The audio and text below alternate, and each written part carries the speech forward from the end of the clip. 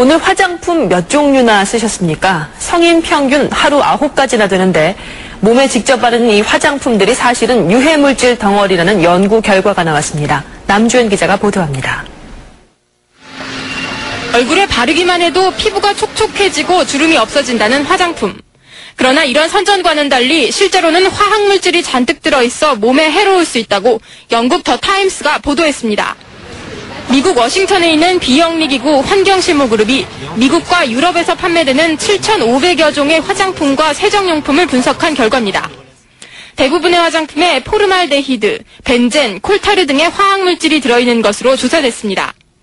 때문에 이런 물질이 함유된 제품을 장기간 사용할 경우 알레르기는 물론이고 호르몬 이상, 암과 같은 심각한 질환을 초래할 수 있다고 연구팀은 말했습니다. 더 큰 문제는 이런 위험성이 소비자들에게 제대로 고지되지 않고 있다는 점입니다. 원료 표기가 제대로 되지 않은 제품만도 356종에 달했습니다.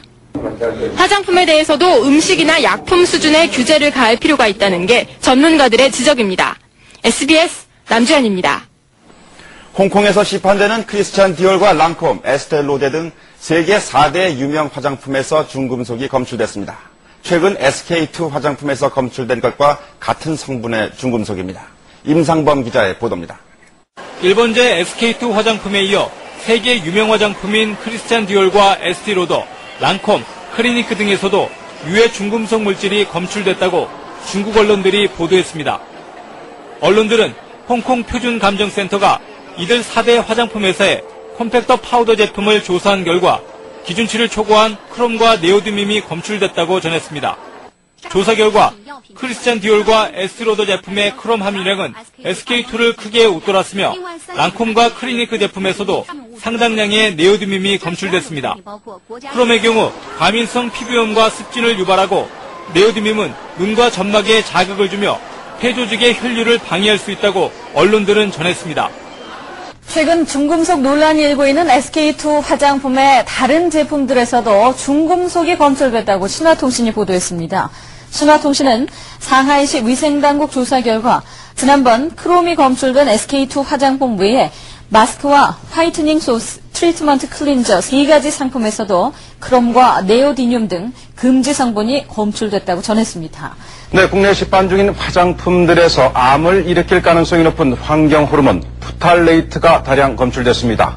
동세호 기자가 취재했습니다. 환경운동연합이 시중에 유통되고 있는 국내외 화장품 24개 제품을 수거해서 성분을 검사했습니다. 향수와 헤어무스, 헤어스프레이, 모발 염색과 매니큐어 등 5개 품목입니다. 조사 결과 24개 제품 모두에서 환경 호르몬 물질인 프탈레이트가 다량 검출됐다고 환경운동연합은 밝혔습니다. 외국에서 프탈레이트가 화장품에 들어있다는 조사는 이미 있었습니다. 그러나 국내에서 화장품 안에 프탈레이트가 들어있다는 걸 밝힌 것은 이번이 처음입니다.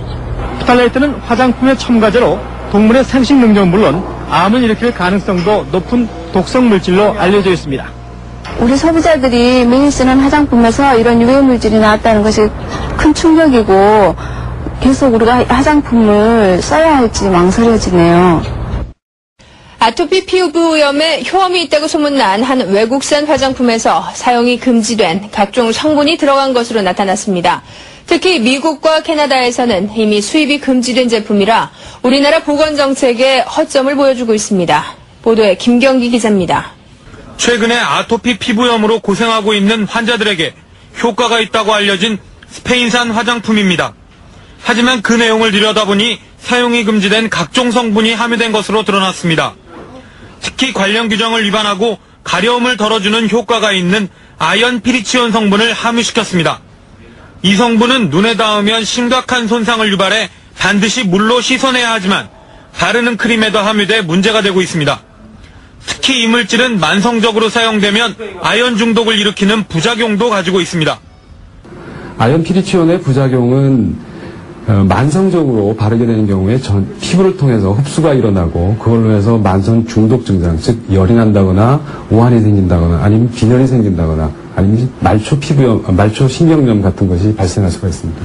또 의사 처방이 있어야만 사용할 수 있는 스테로이드 성분도 양성 반응이 나타났습니다.